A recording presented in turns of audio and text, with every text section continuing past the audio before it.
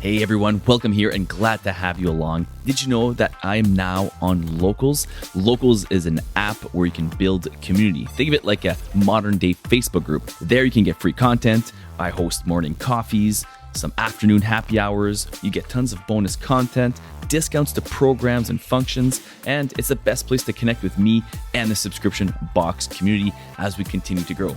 All the videos are free to watch, and all you have to do is sign up on Locals.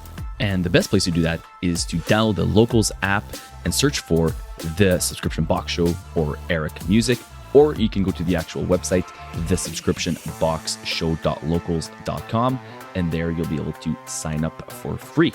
Hope to see you there, and remember to check out our new YouTube channel, The Subscription Box Show. Cheers, and enjoy the show. All right, we're live, Clayton. So this is my main guy, Clayton. I know for those of you who are maybe local supporters, you might hear me talking about my guy at my fulfillment center or my guy, Clayton. Well, this is him here. So if you're watching this on YouTube, you can now see his lovely face there from his home in Winnipeg. And if you're listening to audio, you can't see his face, but you'll see his picture on the cover art. So Clayton, welcome to the show, man. And this is a long time coming.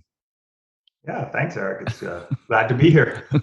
For those who maybe never heard of KitPak or unfamiliar with just fulfillment centers in general, fulfillment services, maybe give us a kind of a quick intro on what you do there. Okay, so I own a business called KitPak Fulfillment, and we are a third-party logistics. We work primarily with customers that sell product online. We've been doing this for 13 years. So that's a ways ago. Like, tell me, how much has the business changed in 13 years from basically, like, I mean, there was e-commerce. Like, what does that bring us to? Like 2009, 2008, somewhere in there? 2009 is when we started. Yeah, it's been a lot of change. Back in the day when I first started, it was very few people knew what a third-party logistics company was. Yeah. The software for selling online was very basic compared to what it is now. Lots of customers would, they had software. I think Volusion was pretty popular back then. Very difficult to do integrations. Nowadays, integrations are very easy to come by. There's lots of apps available. So, yeah.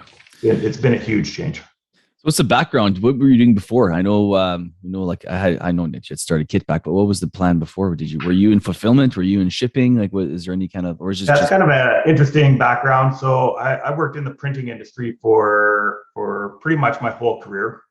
The one printing company that I worked for, we did a lot of presentation folders and sales aids for insurance companies. Okay. So that particular company, we would print the inventory and then we fulfill the orders directly to the individual sales offices of basically sales materials. So I had an idea of what fulfillment was. In 2009, there was a recession and I got laid off from the printing company that I was working at. I immediately put in a proposal to take over their offsite warehouse.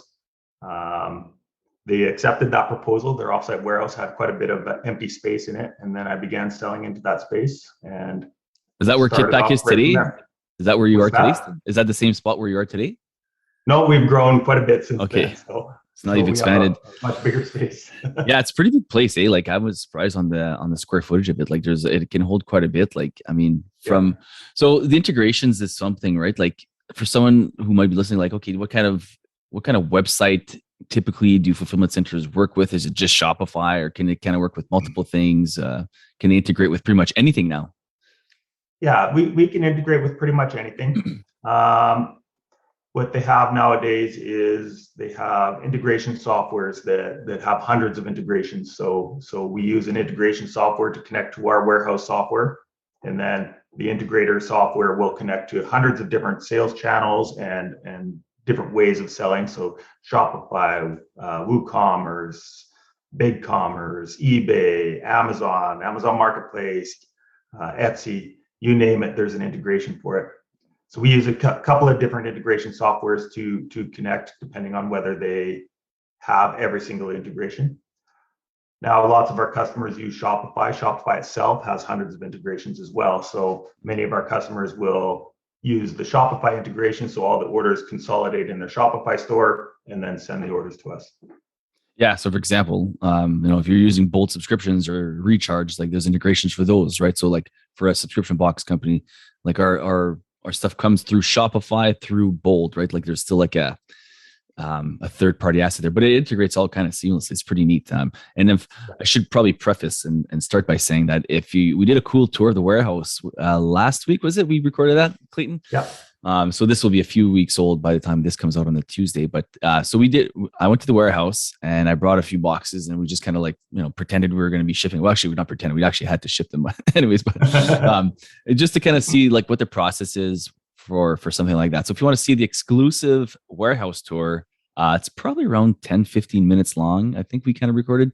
It's pretty neat. It's a short video, but it's really kind of cool to see the ins and outs of the shipping, where I get my stuff done. So head over to Locals, the subscription box show.locals.com. It's always at the bottom of the screen here. If you're watching this on YouTube, if you're listening to this on audio, you can just go ahead and click the link in the show notes. And if you are a supporter, you'll be able to see that video, of course, and kind of see the tour of what a fulfillment center looks like, not just warehousing. So make sure to do that. And if you're not on YouTube yet, watching these episodes yet, please just go and at least check out the show and just subscribe and hit that bell button and like a video. Those helps the algorithm. It's a brand new channel we're trying to do, and Junard's doing some great work there with the graphics and stuff. So I'd appreciate you guys checking that out and subscribing. And if you haven't already done so on your favorite podcast player, if you're listening to this on Apple or on Spotify, whatever you listen to, just make sure to follow or subscribe to the podcast. Those helps as well when it comes to downloads and just the numbers, and gets visibility up for the show.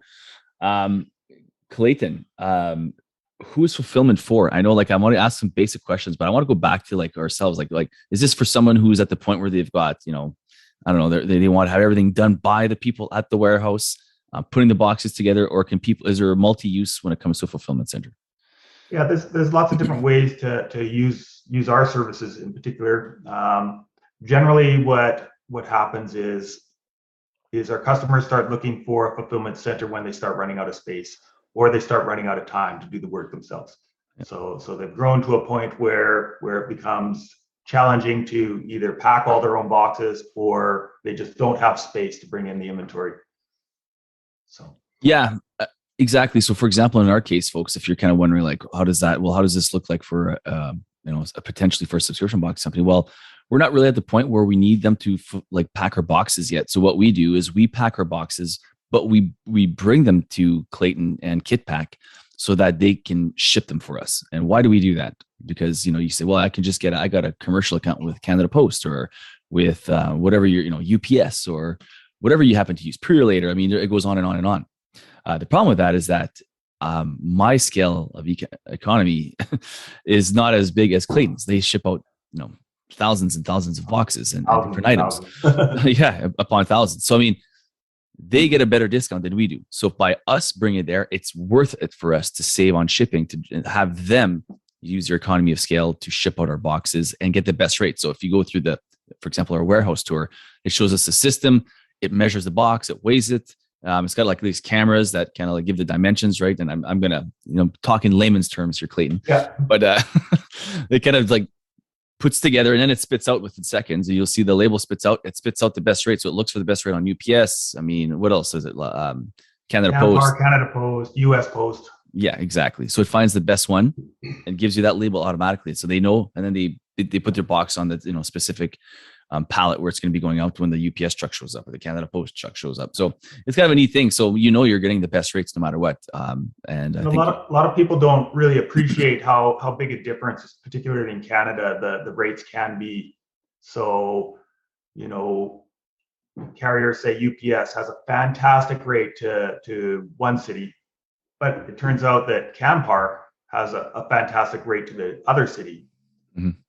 So it's not like each time getting the rate shop every single time. You save $2 on this shipment to this city, and you save $3 on this shipment to the other city.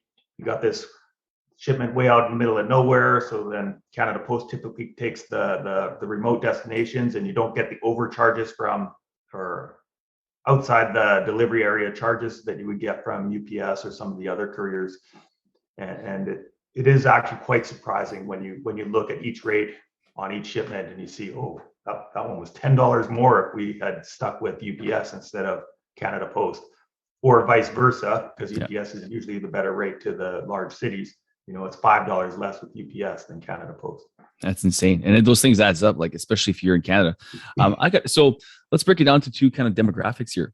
If you're a Canadian subscription box company, and you're like, okay, should I be looking for, like, for example, in Winnipeg, we're pretty nicely placed. So folks, if you're listening, overseas, wherever you're listening from, or in the States, and a lot of our listeners are in the States, like Winnipeg is like right smack down, literally in the middle of Canada. So we're kind of like positioned well, or you're positioned well anyways, as a shipping, third party logistics company, to kind of like disperse the stuff, right? It doesn't matter if it's going southbound to the States, or if it's going west all the way to BC, or east all the way to, Toronto, Maritimes.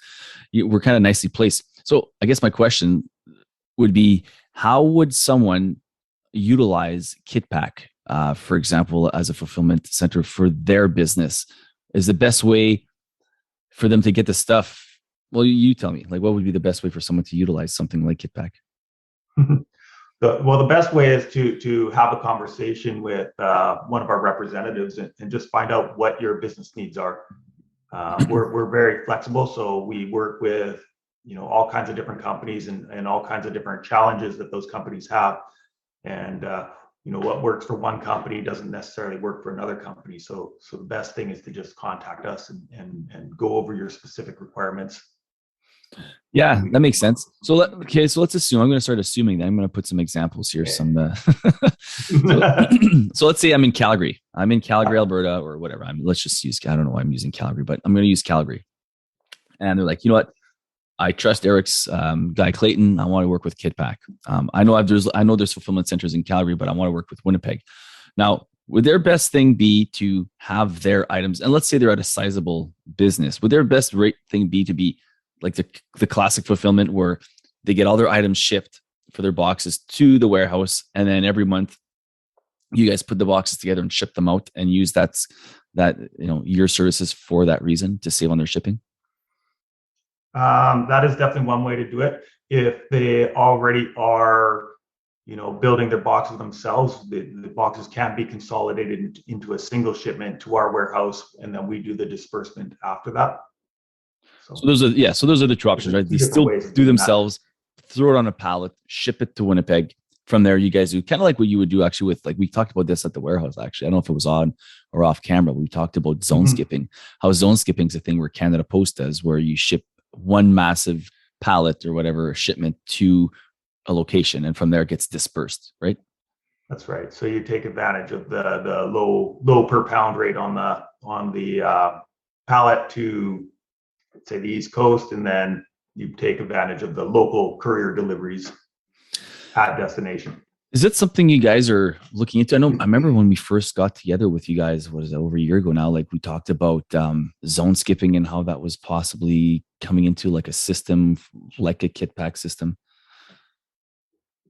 Yeah, we are definitely looking at it. It's a little bit of a slow go. We have such good shipping rates already, so the parcels, the savings on zone skipping and putting it onto a pallet and then having someone at the destination break it out and turn it over to the couriers is not cost effective yet. Yeah, and that is basically because we have such great rates with the parcels just going out straight as is.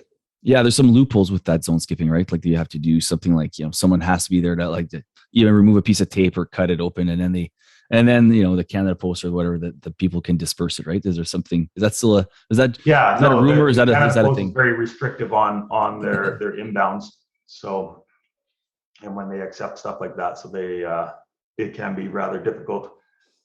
Yeah, so I guess so that's one way of doing it. Like, let's say you're packing your own stuff and you ship it over. That's one way. And you might think, well, that might not be worth it. But you might be at a point where whether you have like a shop or you have enough product that you want to integrate it. For example, we talked a lot about like Amazon and Faire and these kind of places last week. Again, this is off air, so I'm just going to kind of like bring you up to speed here, folks. We're talking about essentially, like, for us, we have a shop and we manufacture our own products now. So we're talking about potentially having stuff on Amazon and or like a Faire, a Tundra, one of these kind of wholesaler companies. And the way we would utilize KitPak in this instance would be quite simply to have the stuff manufactured instead of getting delivered to me, because I live about an hour away from where the warehouse is. Just so you guys would know, like I'm south of Winnipeg. So I would have my stuff delivered directly to KitPak, to the warehouse.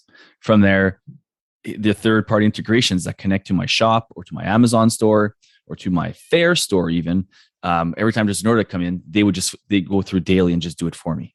And it just gets done automatically. So for something like that, we can also integrate that as well. And that's something that takes nothing away from your subscription. It's just a secondary income stream that you can use. So then to feed the marketing, the marketing giant that it is to start marketing now with customer acquisition costs through the roof through subscriptions, as we all know. So this is something we're considering to do now because we need to offset costs when it comes to not only shipping, but for marketing as well. Thoughts on that? Yeah, I mean, I think that's a great idea. It's very easy for us because of the integrations. We connect right to the Shopify store. We also have integrations to each of those channels ourselves, depending on how you would like to set it up. The nice thing is that the integration takes care of the order drops into our system. We pack it, we ship it, we choose the best rate carrier. The tracking number is posted back to your Shopify store. Your Shopify store emails your customer and says, here's a tracking number. It'll be there in 2 days. Yeah, and the great thing about something like that is like you don't have to worry about it, right? Like every day you guys do like a run through in the morning, and then basically until 3:00 you're shipping out those daily orders. So you're making money around the clock for having set that up a few times and watching inventory, and then having that go there. So something like that would be the cost? Like obviously you're not doing this for free. Some people are like, well, margins are slim. Well, maybe margins are slim in subscriptions. Margins are less slim in the e-com space for something like that, right? When you're selling on Amazon one-offs or to a big order, for example. So maybe talk about like first of all costs, and then we'll talk about some other advantages here. Yeah. So costs. We have an order processing fee, obviously, to cover the cost of going and picking the order, packing the order, and shipping the order. You're looking at $2-3 depending on your order volumes. Yeah. And then a per item fee that also. So if we're picking one of this and one of that and two of that other item, the order value does go up a little bit. So yeah, but there's also some cool stuff like customization, because I've seen like, and we're not going to name brands because we don't want to get in trouble, but we're just going to kind of use examples here. So like it was pretty neat to see at the warehouse, right? Like you see this stuff coming in from overseas. It's where it's manufactured by a local business maker.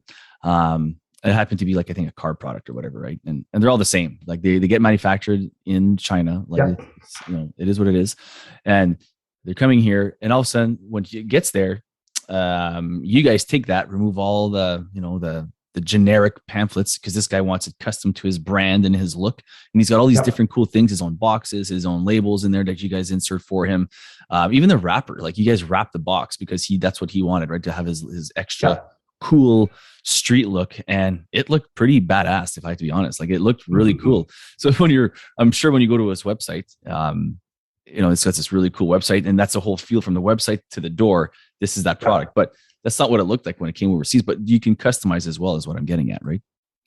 Yeah. So we do all kinds of stuff like that. It's basically that as a repackaging job. So when the product comes in, it's in generic boxes, and we repackage it into branded boxes with branded thank you cards. I believe on that particular customer you're talking about, we have a handwritten thank you card that my staff write out, insert into the box.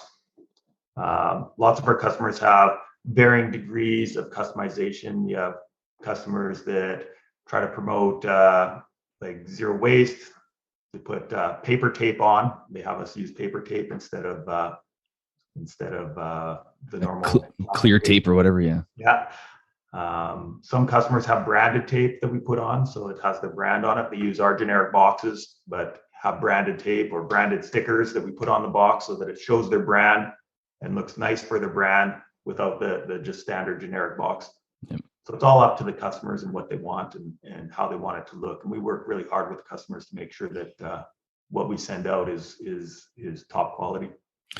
Yeah, in the end, so customization is a thing. So that includes, handwritten notes is what we do. So at some point, once we get to the point where we can get you guys to do all the packing for us, we'll know that we're in good hands. Like I know subscription boxes, people worry because this is their baby, right? Well, not just subscription boxes, but subscription boxes in particular because there's so many different moving parts, right? Like it's the way you pack the box. It's not just like I'm selling this mug, put it in a box, put some custom tape in, it's still branded. It's like, no, like the items that are going in the box have to look good. So I think, I don't know, like people, I guess, are probably a lot of times it's about the customer experience, right? Sure. Yeah. You want the customer to open the box and have a nice experience with the opening of the box and not see like crumpled up void fill and Yeah, for sure. Okay, so lastly, let's just kind of talk maybe about the tips of working with a fulfillment center, working with KitPak in this case, do's and don'ts maybe. Is there like certain things that you guys see? It's like, oh, that's a rookie mistake that could have been avoided. Like, what are some tips to working with having a successful partnership with KitPak or with a fulfillment place? The biggest thing is communication and being somewhat organized. Yeah. So making sure that you know what your products are. It's surprising how often we work with companies and stuff just shows up and there's no communication. It's like, what is this? Nobody knows what it is. Oh yeah. So one of the big things is the SKUs. I know I've talked to you quite a bit about SKUs. Yeah. That's having a unique identifier for every product. Customers often have similar products that they sell on their website. And when you're a small business in particular, you kind of know your products really well. But when you're working with a fulfillment center with thousands and thousands and thousands of SKUs, and certainly we have quite a few staff members, they can't memorize all your products. So it's very important to have unique identifiers and labeling. Yeah, those are good stuff. I mean, SKUs is a big one. Making sure you're on the same page, right? In the end, like, if the communication is open. And I think the SKUs was something that it's kind of still confuses me. Like I find it's kind of like, I hate details. I'm a big picture guy. So when it comes to like little detail things like that, I personally hate that kind of stuff, but we'll do what we're told. So we put in SKUs for Clayton all the time now. So, and it's still not perfect. It makes a big difference. It makes, for sure. Like we were getting, because and then in the end, that communication breakdown's not there. Like we were having issues with like the orders being not processed because the SKU wasn't there. There's just certain things that we can make it easier, and there's always going to be ongoing little things too. If my tip would be like, it's like your website. When you're setting up your website, you think it's done. It's never done. You're always going to be optimizing the website. Done. You're always going to be doing different things. And same thing with this, as integrations come out, new updates come out, a new app comes out, whatever it is, you're always going to be kind of like keeping that communication open and making sure things are on the same page. So if there's something that comes up, you guys can work it out as a partnership and as a team, because our success is dependent on them and vice versa. So it's that's exactly right. Yeah. We do our best for our customers, because what we do to help our customers grow their business grows our business as well. Yeah, exactly. Lastly, I guess I just want to say, like, where could people get a hold of you, Clayton, if someone's interested more in KitPak and working with a nice central spot like Winnipeg, and what you guys do? What's the best way to get a hold of you? The easiest thing is to just Google us, KitPak. Come to our website, kitpak.com. There's forms that you can fill out that'll reach one of our representatives. Our phone number, all our contact information. info@kitpak.com is easy and simple email to send to that will actually get to me. So yeah, KitPak, KITPAK. .com. And again, or if you're really lazy, you can just go in the show notes and click the link. It'll be in the show note links there as well to see the site, get a hold of Clayton. Should I put Clayton's email directly in his phone number? You can, no, I'm kidding. I won't do that. No, you can. That's fine. Oh, okay. Well, look at that. So you can even talk to the man himself. Well, if there's anything else you want to mention, I'll leave it up to you here. Otherwise, we'll just kind of wrap it up here. Yeah, I think you've covered most of it. Like the biggest thing that using a third-party logistics like ours is to free up your time. So that's what we find. A lot of our customers come on board. They're doing a pretty small number of orders when they first start, but they're already struggling with the space and the time to pack boxes. Like it starts getting difficult if you're working out of your home or your basement, and you got to get this order to Canada Post, and then you got to get that other order to UPS, and and it starts to be onerous. And what we found is that when customers come on board with us and the whole back end of their business just runs, that they spend more time doing marketing. They do that next, they run that next ad campaign, or they do those few more social media posts, and next thing you know, their business is doubled and tripled. So yeah, you want to start working on your business, not in your business. Exactly right. That's the old adage, as they say. Actually, there's something else I want to bring up, because I said it was a two-part to my other question. It was the Canadian part, and now, sorry, I'm going to bring it up. So we're going to rewind a bit. The American part. I get this from my American listeners all the time. Like, I'd love to ship to Canada, but it's crazy expensive. It's like $50 to ship this there, or whatever. Like, they get these crazy rates. What would be the way for is it a thing where like an American subscription box could contact you and say, hey, listen, I'm going to get my stuff delivered right to KitPak, and then you guys, pack it and deliver it from there, and would there be savings for them that way? Absolutely. Okay, so that's a thing. Yeah. So if it is a thing, and I figured it was. So I think that's the best way to do it. You're avoiding all of the, the logistical nightmares of trying to ship your own boxes from your place wherever you are in the States to Canada. That would be the most cost efficient way for sure to integrate that into your business. So use Clayton's information to get a hold of him if that's something that interests you. And if you're going to be doing it, I'm not just saying that because KitPak is the company we use, but being in a central location like Winnipeg will help that as well. Just because you're not on any one of the coasts, you're right smack dab in the center of the country, the heart of the continent. Actually, everyone gets our shipments really fast, so that's right. It's only a couple of days, pretty much anywhere in Canada. So it's just kind of at least the major centers. Yeah, for sure. Like, our people never get it. Like, I'm surprised how often, like, sometimes the next day, it's crazy. Like, we'll see people starting to post about their boxes, and it's like, look at that. Like, that was like a day or two. Like, it's surprisingly fast. Okay, cool. Well, that's a wrap. Let's thanks for doing this, Clayton. And for those of you guys again who would like to see a tour of KitPak in the warehouse and what they do there, and see some of the other dudes and dudettes that we work with there, make sure to head over to the subscriptionboxshow.locals.com. There's gonna be an exclusive tour for people there to see the warehouse. And if you're watching this on YouTube, just go ahead. This will be available on Friday, and then on the Tuesday, where the audio comes out. So if you're listening to this and it's Tuesday, just so you know, next Tuesday there's going to be obviously another episode. But on the Friday, it's always available early on YouTube. So if you want to get ahead of it for the weekend and watch that, you can surely do that as well. So, Clayton, thanks for doing this, man, and thanks for the virtual tour out of our discussion, but also for the physical tour that we did earlier last week. Yeah, thanks for having me, Eric. Right on. We'll talk soon. Cheers. Okay. Bye.